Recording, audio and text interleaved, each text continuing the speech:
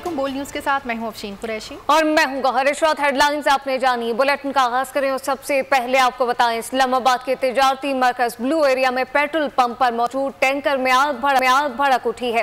Rescue टीमों और पाक नेवी के फायर फाइटर्स की मदद से आग बुझाने का सिलसिला इस वक्त जारी है। मजीद तफसीलात जानते हैं बोल न्यूज़ के नुमाइंदे इब्न अमीन से। इब्न अमीन, बताइएगा इस वक्त क्या सूरत हाल है? और अभी जानिए, कराची में गैर मुल्कियों की गाड़ी पर हमले को नाकाम बना दिया गया। एक हमलावर ने खुद को धमाके से उड़ा लिया, जबकि दूसरा दहशतगर्द मारा गया है। हमले में 3 पुलिस एहलकारों समेत 6 अफराद जख्मी हुए, जिनमें से गैर मुल्कियों का सिक्योरिटी गार्ड अस्पताल में दम तोड़ गया है। दहशतगर्दाना हमले और इसमें होने वाली तफसीलात पर देखिए ये रिपोर्ट खुर्रम गुलजार की। कराची में गैर मुल्कियों पर हमला, सिक्योरिटी गार्ड्स और पुलिस एहलकारों की मिसाली जुर्रत और बहादुरी दहशतगर्दी के मजमूम इरादों को नाकाम बना दिया। सुबह सवेरे लांडी मानसेरा कॉलोनी में गैर मुल्कियों की गाड़ी को निशाना बनाया गया। गाड़ी के करीब एक खुदकुश बमबार ने खुद को धमाके से उड़ा लिया। खुदकुशी धमाका हमें पता भी नहीं था। ठीक है, हम प्रोटोकॉल थे, उनके साथ 4 अफराद थे, जापानी और एक गार्ड था, एक ड्राइवर था। अचानक धमाका हुआ, बंदा छुपा हुआ था, उसने फायरिंग की है। 2 अफराद थे, पता नहीं 3 अफराद थे। सिक्योरिटी गार्ड जाए वकुआ के करीब मौजूद पुलिस ने धमाके की आवाज सुनकर बर वक्त एक्शन लिया। मुकाबला करने वाले दहशतगर्द को मार गिराया। हमले में तमाम गैर मुल्की शहरी महफूज रहे। एक सिक्योरिटी गार्ड शहीद, जबकि 3 पुलिस एहलकारों समेत 5 अफराद जख्मी हुए। हम लोग फौरी पहुंचे मौके पे, तो हमने देखा एक दहशतगर्द जिसके पास 1 अदद राइफल, 2 मैगजीन और 1 ग्रेनेड का थैला और पूरी टीम को उसने हम पे फायरिंग शुरू कर दी। आते ही जब उसने फायरिंग शुरू करी तो हमने अपनी जवाबी कार्रवाई करी। अल्लाह पाक ने हमारी शुक्र अल्हम्दुलिल्लाह इज्जत रखी। उसके हैंड शॉट लिया मैंने और वो मौके पे ही किल हो गया। हलाक दहशतगर्दों से खुदकुश जैकेट बरामद, दस्ती बम से भरा बैग भी मिला। धमाके के बायस करीब मौजूद एक गाड़ी और मोटरसाइकिल को भी नुकसान पहुंचा। कराची में गैर मुल्कियों पर हमला मंसूबाबंदी के साथ किया गया। मुकम्मल रैकी के बाद गैर मुल्कियों को लांडी मानसेरा कॉलोनी के करीब निशाना बनाया गया। हमले की तहकीकात जारी। खुदकश हमलावर की शनाख्त सुहेल अहमद के नाम से हुई। दहशतगर्द पंजकोर का रिहायशी था। तफसीलात खुर्रम गुलजार की इस रिपोर्ट में देखिए। कराची में गैर मुल्कियों पर हमले से कबल रैकी की गई।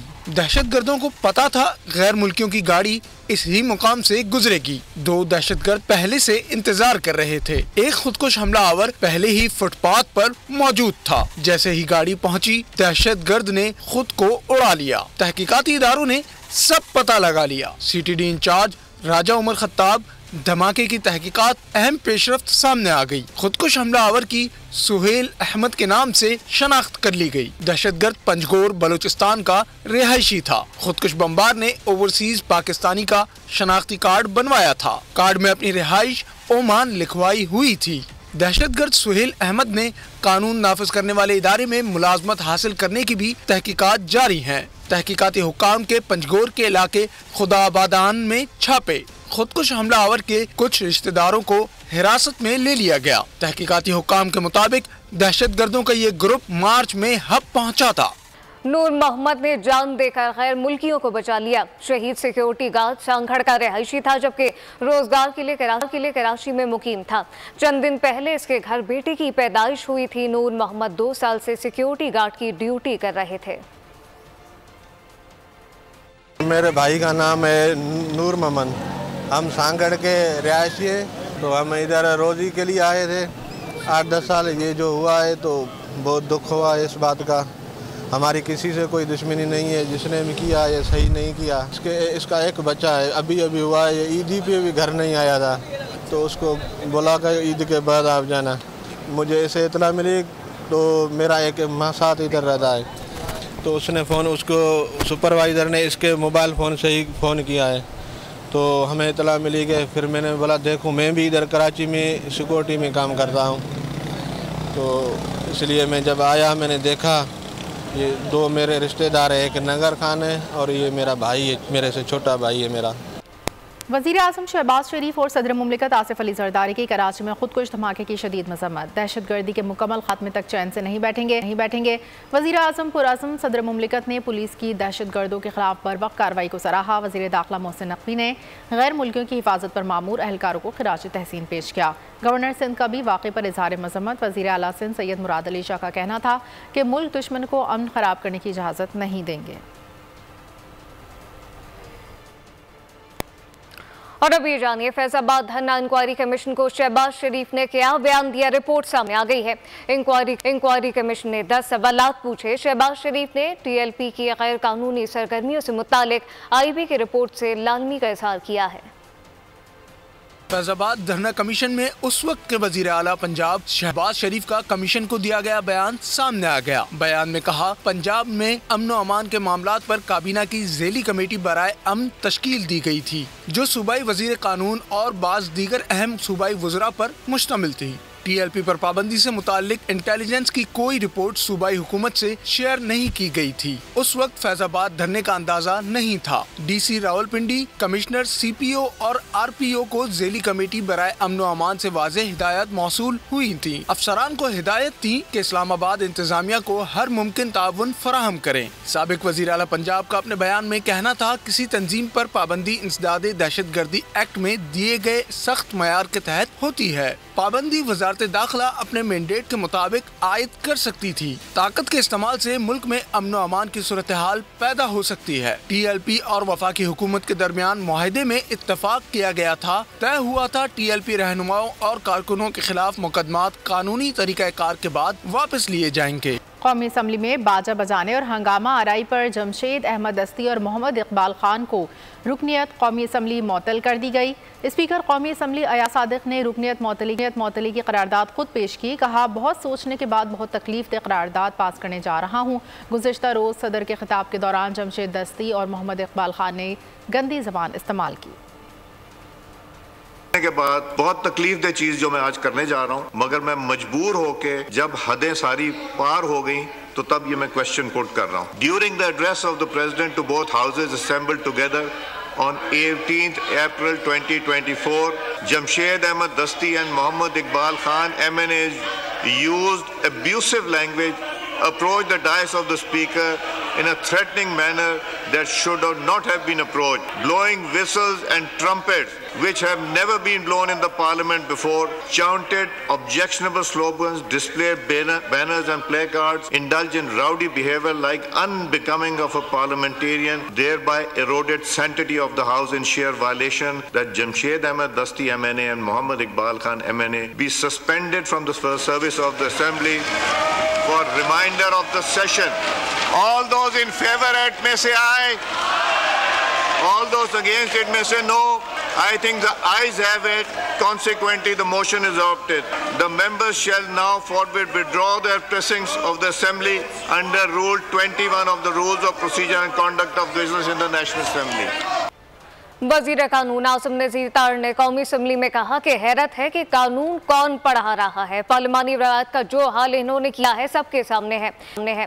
वफाकी ज़ेर तलात तार कहते हैं कि अडियाला जेल से बैठकर मुल्क दुश्मन बयानिया चल रहा है। इस तरह के झूठे बयानी की इजाज़त नहीं दी जा सकती। हैरत इस बात की है कि कानून पढ़ाया कहाँ से जा रहा है। जो हाल कानून का आयल के उस तरफ से किया जा रहा है और पार्लिमानी रवायात का वो सबके सामने है। यही वो बात है जो कि इनको गवारा नहीं है। इस बात को ये सुनने को तैयार नहीं है। अडियाला जेल में बैठ के जनाब स्पीकर फॉरेन पॉलिसी पे ये कॉम्प्रोमाइजेस इनकी इजाजत नहीं दी जाएगी। इस झूठे बयानिए की इजाजत नहीं दी जाएगी। ये वही है जिन्होंने 9 मई के हमले किए थे मुल्क की दिफा के ऊपर। अब ये फॉरेन पॉलिसी पे हमला करना चाहते हैं। बिलावल भुट्टो ने अपोजिशन अकाउंट को बंद करार दे दिया। कहा कि अपोजिशन का एक ही मकसद है कि किसी तरह भी अपने सियासतदानों के लिए NRO हासिल किया जाए। प्लानिंग के तहत अपने रहनुमाओं से सऊदी अरब पर झूठे इल्जामात लगाने का बयान दिलवाया गया। जब रद्द-ए-अमल आया तो तरदीद कर दी। दोगलेपन की सियासत नहीं चलेगी। चेयरमैन पीपल्स पार्टी ने कहा, मौलाना को गुमराह किया जा रहा है कि धांधली के बाइस हारे। ऑपोजिशन के दोस्त है, उनका कोई दिलचस्पी नहीं है। उनका मकसद सिर्फ एक है कि वो अपना जाती सियासी फायदा निकालें। अपने जो सियासतदान हैं उनके जमात के, उनको एनआरओ दिलवाने के लिए, उनको रिलीफ दिलवाने के लिए पीटीआई का एक सियासतदान ने एक बार फिर एक गलत झूठा इल्जाम सऊदी अरेबिया पे, सऊदी अरेबिया की क़यादत पे लगाया कि वो कभी कभार अभी अपना एक मेंबर को आगे करते हैं, उनसे मुतनाज़ा बयानात दिलवा देते हैं, और फिर जब पाकिस्तान के अवाम से सख्त रद्द-ए-अमल आता है फिर वो उस बयान को डिसोन करते हैं। इस किस्म की दोगली सियासत और दोगली टू फेस सियासत नहीं चल सकता। मौलाना साहब इतना सीनियर सियासतदान है तो वो फिर जो उनको गलत इंफॉर्मेशन फीड किया जाता कि शायद वो इलेक्शन हारे नहीं मगर धांधली की वजह से हारे। आसिफ जरदारी पाकिस्तान की नुमाइंदगी नहीं कर रहे हैं। वो आज भी पीपल्स पार्टी के सदर हैं। कौमी असम्बली से खिताब में पीटीआई के चेयरमैन बैरिस्टर गौहर ने कहा, ऐवान में कानून की पासदारी नहीं की जा रही, अपोजिशन को बात करने का मौका दिया जाए। स्पीकर कौमी असम्बली की अपोजिशन लीडर से तकरार। उमर अयूब ने एजेंडे की कार्रवाई रोककर सदर आसिफ अली जरदारी के खिताब पर बहस कराने का मुतालबा किया। यहाँ खिलाफ वर्जी हो रही है, हम मजम्मत करते हैं जी कि Zardari as a president unity of the republic को रिप्रेजेंट नहीं कर रहा। Zardari Pakistan Peoples Party Parliamentarian के सदर आज भी है। फर्स्ट ऑफ ऑल ये है कि हमने आपके सामने ये नोटिस लेके आया और हम कोशिश कर रहे हैं कि आपको हम मजबूत कर लें ताकि ईवान, आईन और कानून और रूल्स के मुताबिक चले। हम इनको न मानते हुए भी रिक्वेस्ट कर रहे हैं कि आप काइंडली हमें टाइम दे दे। इंपॉर्टेंट चीज ये है कि आपने बाकायदा मोशन मूव करना है कि इस हाउस ने प्रेसिडेंट का एड्रेस डिस्कस करना है। यहाँ पे डिस्कशन जो है वो किक ऑफ होगी, यहाँ पे मोशन मूव होगा। हम लोग लीडर ऑफ द ऑपोजिशन उस पे कमेंट करेगा, उस पे स्पीच करेगा, उसके ऊपर यहाँ पे तबसरा किया जाएगा। और अब ये जानिए, चमन में तूफानी बारिशों ने तबाही मचा दी है जबकि मुख्तलिफ हादसात में 7 अफराद जान बहक हो गए। मुतादिद मकानात बह गए हैं। इस वक्त रहमान कोल रोड और बाईपास में मुतादिद मकानात की दीवारें गिर गई हैं। अंदरून बलूचिस्तान मुख्तलिफ इलाकों में तूफानी बारिशों का सिलसिला जारी। चमन में तूफानी बारिशों ने तबाही मचा दी। पड्डो डैम टूट गया, महमूदाबाद का इलाका डूब गया और मुतादिद मकानात बह गए। रहमान कोहल रोड बाईपास में मुतादिद मकानात की दीवारें गिर गईं। सैलाबी रेलों में 2 दर्जन से ज्यादा ट्रांसफार्मर खंबे बह गए। सैलाबी रेले में रेलवे ट्रैक भी बह गया। मुख्तलिफ हादसात वाक़यात में 7 अफराद जाँ बहक हो गए। शीन तालाब में गाड़ी बह गई जिसके नतीजे में 3 खवातीन और 2 बच्चे जाँ बहक हुए और गाड़ी का ड्राइवर जख्मी हो गया। मलका कोसान मरी में शदीद बारिश का सिलसिला जारी है। मुख्तलिफ मकामात पर लैंडस्लाइडिंग से राब्ता सड़कें बंद हो गई हैं जबकि बारिश के दौरान अलियोट बाजार में एक दरख्त बिजली की मेन लाइन पर गिर गया। कश्मीर रोड हर किस्म की ट्रैफिक के लिए बंद कर दी गई है।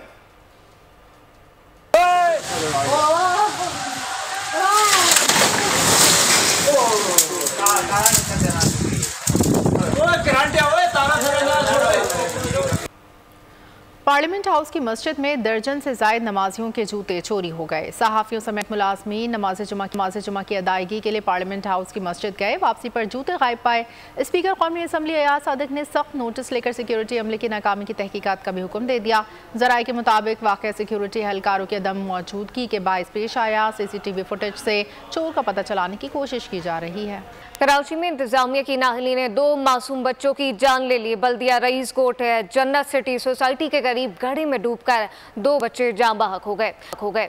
रेस्क्यू हुकाम के मुताबिक जान बहक होने वाले बच्चों को सिविल अस्पताल मुंतकिल कर दिया गया। जान बहक होने वाले बच्चों की शनाख्त ताहाल नहीं हो सकी है जबकि शनाख्त का अमल जारी है। कनकोट में इंडस हाईवे पर दुबई होटल के करीब पुलिस और डाकुओं के दरमियान शदीद फायरिंग का तबादला। फायरिंग के नतीजे में 2 डाकू हलाक। पुलिस ने मजीद नफरी को जाए वक़ुआ पर तलब कर लिया। डाकुओं की लाशें सिविल अस्पताल कनकोट मुंतकिल कर दी गईं। पुलिस ने बताया डकैत वारदात के इरादे से खड़े थे कि गश्त पर मामूर पुलिस पार्टी के साथ मुकाबला हो गया। हलाक डाकुओं की ताहाल शनाख्त नहीं हो सकी। डकैत वारदात की नीयत से खड़े थे कि पुलिस वहां पर पहुंच गई। कनकोट में इंडस हाईवे पर दुबई होटल के करीब पुलिस और डाकुओं के दरमियान शदीद फायरिंग का तबादला हुआ और फायरिंग के नतीजे में 2 डाकू हलाक हो गए। पुलिस ने मजीद नफरी को जाए वक़ुआ पर तलब कर लिया। डाकुओं की लाशें सिविल अस्पताल कनकोट मुंतकिल कर दी गई। पुलिस ने बताया कि डकैत वारदात के इरादे से खड़े थे कि गश्त पर मामूर पुलिस पार्टी के साथ मुकाबला हो गया। हलाक डाकुओं की ताहाल शनाख्त नहीं हो सकी। और अभी जानिए, पेरिस में मौजूद ईरानी कौंसल खाने में एक शख्स की खुद को धमाके से उड़ाने की धमकी। पुलिस और एंटी बम स्क्वाड और कमांडोज ने फौरी तौर पर इलाके को घेरे में ले लिया है। ऐनी शाहिदीन के मुताबिक कौंसल खाने में दाखिल शख्स के पास दस्ती बम और धमाका खेज जैकेट था और मशकूक शख्स ने कौंसल खाने के फर्श पर झंडे फेंके। कहा भाई की मौत का बदला लेना चाहता है। पुलिस ने कौंसलेट से निकलने पर मशकूक शख्स को गिरफ्तार कर लिया। तलाशी लेने पर मालूम हुआ कि उसके पास कोई धमाका खेज मवाद नहीं था। इसराइली बर्बरियत का जिक्र करें, आपको बताएं कि इसराइल ने ईरान पर हमला कर दिया है। ईरान ने अस्फहान समेत मुतादिद मकामात पर इसराइली मिसाइली हमलों की तस्दीक कर दी है। अस्फहान में जौहरी तंसीबात को नुकसान नहीं पहुंचा है, जबकि एयर डिफेंस सिस्टम फाल है। इसराइल ने दुनिया का अमन तबाह करने के लिए पर तोल लिए। गजा में हमलों के बाद ईरान पर हमला कर दिया। महंगे इसराइल ड्रोन ईरान के दिफाई निज़ाम ने तबाह कर दिए। अस्फहान में फौजी अड्डे के करीब 3 धमाके किए गए। कई सूबों में फिजाई दिफाई बैटरीज से भी फायर किया गया। ईरानी हुकाम ने इसराइली फिजाई हमले की तस्दीक की। अमरीकी और अरब मीडिया ने दावा किया है कि इसराइल ने इराक और शाम में अहदाफ को निशाना बनाया। किसी भी हमले में कोई जानी नुकसान नहीं हुआ। 1 अप्रैल को इसराइल के दमिश्क में ईरानी कौंसल खाने पर हमले के जवाब में ईरान ने 13 अप्रैल की रात इसराइल पर 300 के करीब ड्रोन और क्रूज मिसाइल फायर किए थे। और इसी के साथ बुलेटिन से फिलहाल इतना ही। मजीद खबरों और अपडेट्स के लिए विजिट कीजिए हमारी वेबसाइट bolnews.com और आप देखते रहिए बोल न्यूज।